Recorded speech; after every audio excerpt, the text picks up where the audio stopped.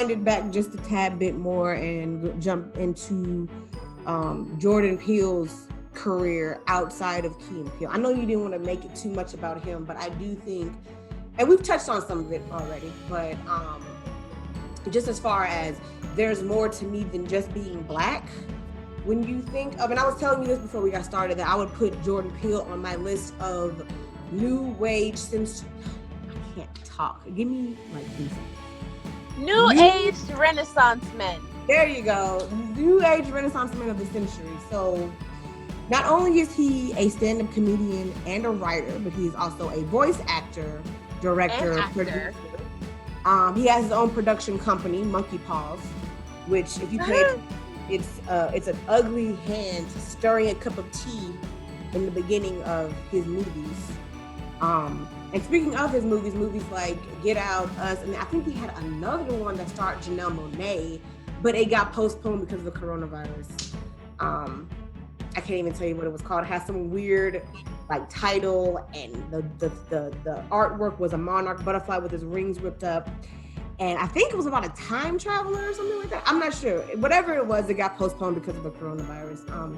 And like I said, he has his reboots of the remake of the Twilight series, the Twilight Zone TV show. And he's also remaking the movie Candyman. So he has a very, and I think the interesting thing about Jordan Peele that I really wanted to just mention, because we don't have to dive too deep into it because we've already talked about him enough. He is a comedian. He's a comedy writer. He does funny things. Big Mouth, Rick and Morty, Toy Story 4.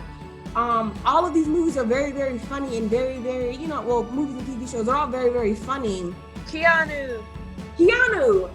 But he has this very dark and twisted side of him as well. And that kind of scares me because when you think of somebody like, say, Robin Williams, for example, who was like America's sweetheart, the funny uncle, the grandfather of comedy, who was suffering from postpartum depression for the longest time, but he was so good at making everybody laugh. And I'm not putting them in the same category, but just the fact that Jordan Peele started off a very, very funny guy, and he still is a very, very funny guy, but he has this dark aura that kind of haunts him. Because with Get Out, it's such a creepy movie that really makes you think. And then Us is an even creepier movie that makes you paranoid to leave your house. And then you got the Twilight Zone, which is a series of even more, fucked up creepy shit. And then you have Candyman, which is the ultimate horror movie for Black people. It's like, what goes on in your head? Like 90% of the time. Because I'm not gonna lie. I think that makes me enjoy him a whole lot more because, everybody says I have a bubbly personality and I'm so likable, whatever. But inside my mind, and as you know, I'm pretty sure you've been with me for almost a decade now, it's very twisted in there. Like some of the shit that I come up with, people just look at me or some of the shit that I joke about, like childhood traumas and shit like that we joke about, other people are just like, do you need therapy? Like, are you all right? Should I call somebody? Right. Because it doesn't even faze us, the fact that and I don't know if having a dark sense of humor is always necessarily a good thing, because I know people with dark sense of humor that will make jokes about obscure and insane things, but I'll still laugh at them, but people will look at me like, what is wrong with you? Why are you laughing at? Yeah, that wasn't like the skit when when Jordan shot the dude and Keegan started laughing because it was funny, but Jordan didn't get why it was so funny, so he shot him again, and he was like, why would you shoot a dead man twice? It's only funny when he's alive. So he shot Keegan and then he tried to laugh and he was like, yeah, I still don't get it. We would laugh at shit like that because it's funny. Other people would be like, what's funny about a man getting shot? Mind your business. But I also think that having a dark sense of humor kind of helps you with the reality of the world, because the reality is really bad things. Oh my God, sorry. The reality is really bad things are going to happen to you a lot, and if not all the time. So you have to find a way to not go crazy over the really bad things happen. And that often means making jokes about things that aren't funny. Like, I make fun of my grandmother's dementia a lot. And I know that's not funny, but it helps me cope with the fact that that's what's going on. As devastating as it, and you can understand, and I think my favorite comedian, Daniel Tosh, was like, you can acknowledge that things are tragic and horrible, and you can still have a sense of humor about them. Because he's a dark comic who makes a lot of dark humor jokes.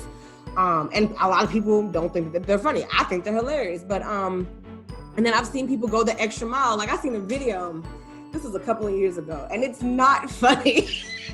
But it's two people dressed up in building suits, standing on a stage, and there's another guy just up in an airplane suit flying around, and then he crashes into the building and the buildings fall over.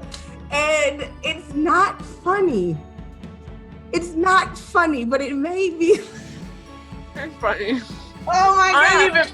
Because it's not funny. There's nothing, and I know, and here's the thing, when I know that something isn't funny, but I'm still laughing, like Criminal Minds. I want to talk about Criminal Minds. The episode where Aaron Hotchner's wife gets murdered. Don't talk about that episode. He's in the bedroom holding her, the face that he makes when he starts crying. I know it's not funny. That episode still gets me. I know that it's not funny, but I laugh at it anyway. So that's what I mean. Like, I'll say out loud, that's not funny, because the situation or whatever I'm talking about is probably pretty fucked up. But I laugh because I'm a horrible person. Oh my God. I have to tell you a story. I'm not going to say it right now because, like I said, I don't want to put nobody on blast, but I have to tell you a story. Remind me when we're finished. Okay. But again, so Jordan Peele is probably one of those type of people. He doesn't make necessarily dark humor, but the dark content that he makes is more like a mental game where it really makes you think. So with Get Out, for example, it's this whole conspiracy theory that white people are trying to kidnap black people and flush their internal thought process out and replace it with a white internal thought process so that white people can wear like black people suits and be black, because black is really better. All white people want to do is be black people, and they took that to which is accurate, which is why y'all selling melanin for more than the cost of fucking gold. Or what is it called? Blackfishing, when a white person will like put on a shit ton of like tanning spray and makeup and blackface. Yeah, it's basically blackface, but because you're making yourself look like not a white person, and it's an ugly thing that people are doing. Or even in Us, that movie was a bit more spooky because it's like, I can't even tell you what it was like. Have you seen Us? Have you seen it? Do you know what that I have not, but I would like to point out something before you continue that. I'm gonna say anything about it then. Dear white people, in the wake of this movement, painting yourself half black or half dark-skinned to put up a quote that says unity does not fucking help. It just offends us more, because now you're half blackface, and that's racist as fuck. Yeah, it is. And I think people don't know the difference between blackface and, not blackface. Blackface, by definition, is you literally coating yourself in a darker complexion or tone and then satiring around with stereotypical, movements, actions, phrases, making fun of black people. So that's like a white person painting their face brown and going around saying, man, I want me some fried chicken and grape soda. Like, that's blackface, and that's racist. Some people confuse that with cultural appreciation when they see a white girl, like a little white girl dressing up in like a geisha costume, but she's paying respect to the culture by doing everything accurately. She's not making fun of or trying to get a laugh out of. She's showing her appreciation by dressing in the costume and, behaving as such. She isn't making a joke. She's not going around saying ignorant Asian people things like, yeah, which also anything like that. But I'm not also, dear white people, stop dressing your minor daughters up as geishas. Do your research on the history of geishas. It's actually very fucked up. Yeah, it is. For the record, geishas are like, they're not prostitutes, but they get into this like world of entertaining older men. So like kind of like basically sex trafficking, kind of. Yeah, it's kind of like so sex stop it. You like do not want your minor daughter dressed up as a fucking sold ass ape. You don't want to do that. Have you ever seen memoirs of like, fucked up? Don't. And that's why I said like the half blackface thing. And it's blackface because you don't have to paint yourself a complexion to show that you stand with our movement. I don't know how, I don't know who, I don't know why y'all thought that was better, or who told y'all that was good, or how y'all read, how y'all feel like we asked for y'all to paint yourself half black and say nobody asked, I promise you. Like you could have broke quarantine and took a picture with your black friend and said unity. If you had any black friends and weren't racist, they would have told you, yo, bro, this is not a good idea. You should definitely not do that. Instead, y'all did that. And then on the side, where it's half black, you have some cornrows going back. I've seen the pictures. It's ridiculous, but I've seen a lot. Nobody told you. You had to get dragged on the internet to know that wasn't okay. Like we haven't dragged enough white people on the internet who have done the same dumbass Black shit. Twitter has done that stupendously, but I'm seeing a lot of places that people are passing laws and making new regulations and bills, and that's all great. But then you're doing unnecessary things like removing the episode where they were wearing face masks, not in blackface, but that was rather a beauty regimen. And you can tell because their hair were in curlers and they had towels and robes on. But that was taken out because it was blackface.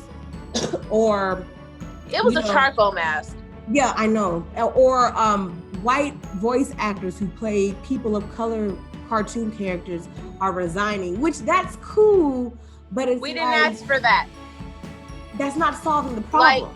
Like no offense, there was a video of these white people, and the comments are pretty ignorant because now I do want you to vouch to me because you feel that ignorant. But there's this video of these white people who are bowing down before black people and they're praying. Okay, I appreciate it. You want to apologize. You specifically are not the problem. If you feel the need, you shouldn't even feel the need to have to apologize. If you're not racist, if you've never said anything racist, whatever. I cannot shame you for your ancestors doing. As long as you're not racist, we have no problem. Right. Here, y'all are bowing and apologizing. That's not something that we asked for. Right. The comments underneath it are like, I ain't bowing to y'all Negroes and y'all can suck my dick and da da da da. Okay, now motherfucker, I want you to bow down and lick my fucking Those boot. are the ones who need to be bowing down and apologizing. I feel like the people in that video who were bowing down, they just felt a tremendous amount of guilt. Maybe because the city they were in was known for, Confederacy, and people in that city were racist, and they wanted to apologize for the ignorant people in that city on their behalf, and just showcase that we as a community are not your enemies, but your allies, and we will do everything to prove that to you. And I can appreciate that. Yeah, I appreciate it, but it's like we have more pressing issues, and that's not our top on our priority list. It irritates me, excuse me, because they want to call us lazy or whatever because we're asking. I have the hiccups. It's okay. Because we point out the fact that every other race has gotten reparations. Yep. Black people get nothing but told to get over it. Y'all keep saying get over the past, get over the past. It is not the past if we are currently living it. If we are currently living it, we cannot get over it. My fiance was stopped for no reason by a cop with a gun pulled on him, walking in front of our own fucking home. This is like what? We cannot get over it. We cannot get over it if it is still happening. Right. But y'all want to say all this shit about black people. Did y'all know that white people have a higher percentage of unemployment or welfare cases than black people? fraud. Y'all have a higher percent, and that is documented. Murders, pedophiles, rapists, sex traffickers. All of those numbers are led by white people. Exactly. And they are documented in case anybody wants to look them up. Those are numbers. Those are facts that nobody can twist. Yep.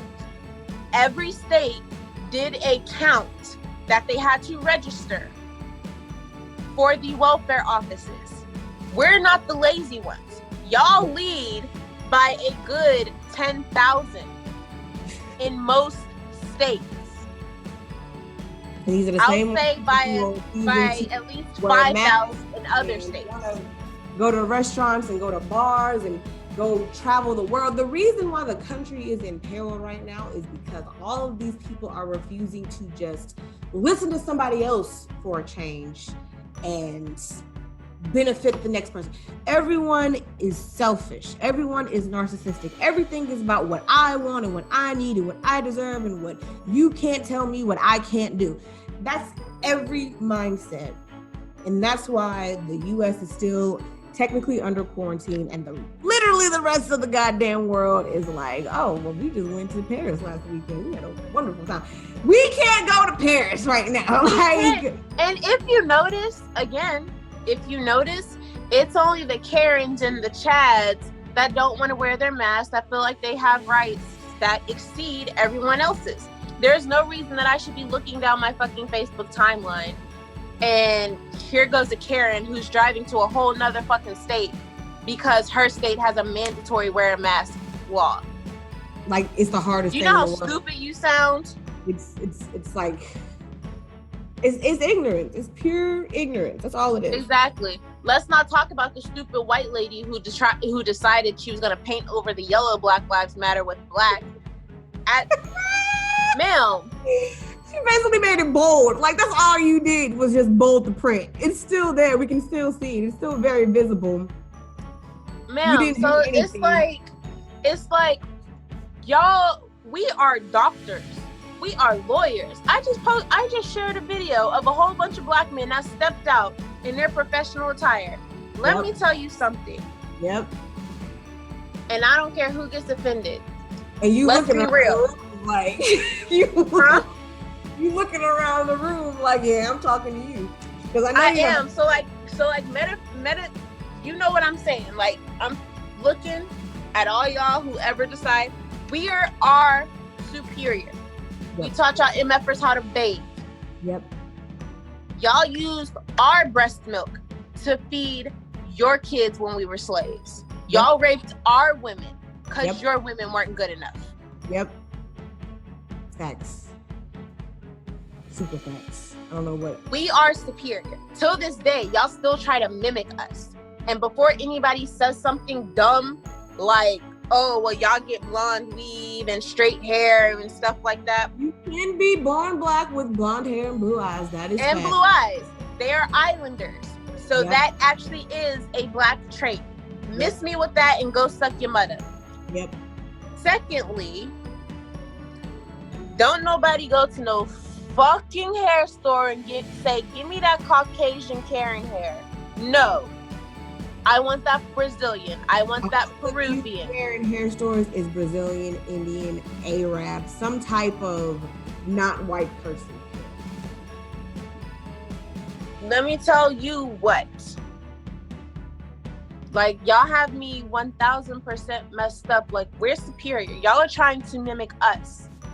Y'all don't understand why y'all taking our hairstyles is upsetting. Because that's all we got. You know what?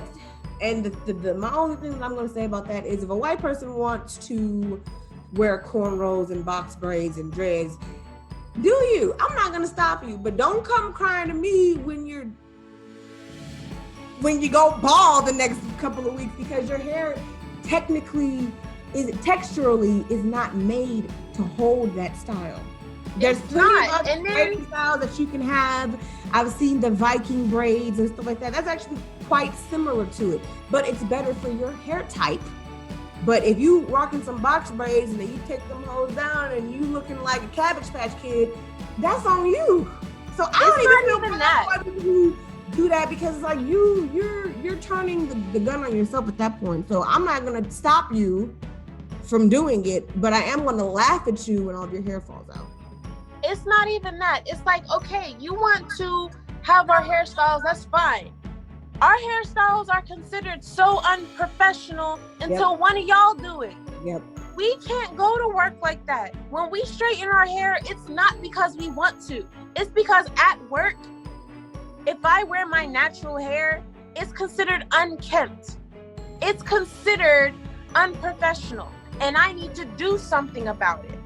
Now, I want to say on the record that me personally, and I thought about this today, that I personally have never experienced any form of racial discrimination or socially, been socially discriminated against racially, but I was teased for my hair because it was bigger than this, if you can imagine, when I was in middle school. The students did more damage to my self-esteem for my hair than any of the teachers or the principals did, which doesn't help either, because the irony is it was all the Black kids saying all this stuff about my hair and none of the white people. So Black people really need to learn to love themselves better, because you do have dark-skinned Black women who will bleach their skin and straighten their hair and, have the fake contacts and do everything they can to look like something other than what they are because they hate themselves. And for a really long time, I was the person who was straightening my hair and I was dressing a certain way, or I was listening to a certain type of music, because I wanted to fit in with the crowd that I was with, which is primarily white people.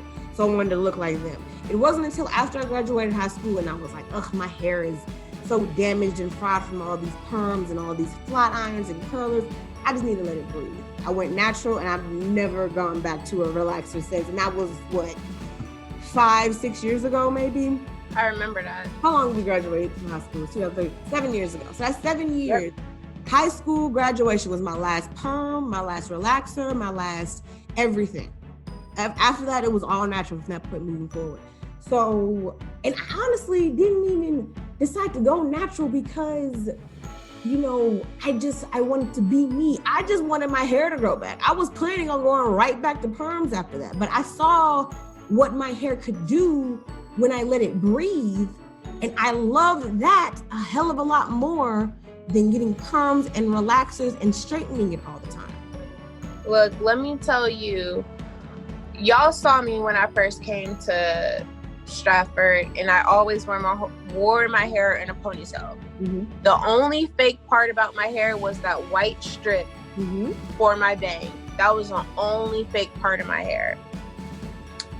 And I'll never forget when I just said, you know what, I'm done, because I got tired of people pulling on it like it was trying to see if it was fake. And I remember when I cut my hair, and I think Mikey was the first person to say something. He was like, no, you didn't. You cut your hair. That beautiful ass hair. And I was like, I just got tired of it, because apparently this gets annoying when you're walking down the hallway because people so badly want your hair to be fake. Right. So there was a conversation on Facebook, and it was like, at what age did you embrace your natural hair? To be honest, I still haven't. And I say that because my natural hair color is sandy brown. That looks kind of like a dirty blonde, for those who don't know, and my hair has red undertones to it because I do have ginger in me. Like, I have freckles and everything. My freckles are very light, but they are there. Like, my fiance just realized last year that I had freckles. You sent me a video and you were like, look at this, I'm getting a freckle. I'm like, what's first of all, there's nothing wrong with freckles. I think freckles are adorable. But you freaked out. I did, because it's like they keep popping up. They won't stop popping up. You can't help that. So it's like, till this day, and then with like Black women telling me that my curl pattern is not black, I still don't love my hair. What does that mean? I don't know, because I thought any type of curly hair was just like ethnic hair, but I'm wrong. But I did wear, like, the color was growing out of my hair, and my natural hair was growing back. And I'll never forget, there was about like this much color left at the ends of my hair. Right. And my boss, he was a white man. He told me that I needed to do something about my hair. And I was like, okay, I plan on taking the dye out of it. He was like, okay, but what are you gonna do about that blonde color? Because you're only allowed natural hair colors for you. And I'm like, this is my grow out hair. Like, this is my natural. I know I sent you a video. I sent you a video on Snapchat, and the red was growing out of my hair, and I sent you a picture. I was like, when your new growth starts coming in, and it was all blonde right here. I had in pigtails. Do you remember that? I remember. Yeah, so it was a little bit after that when that was starting to grow out because I kept getting the color cut off.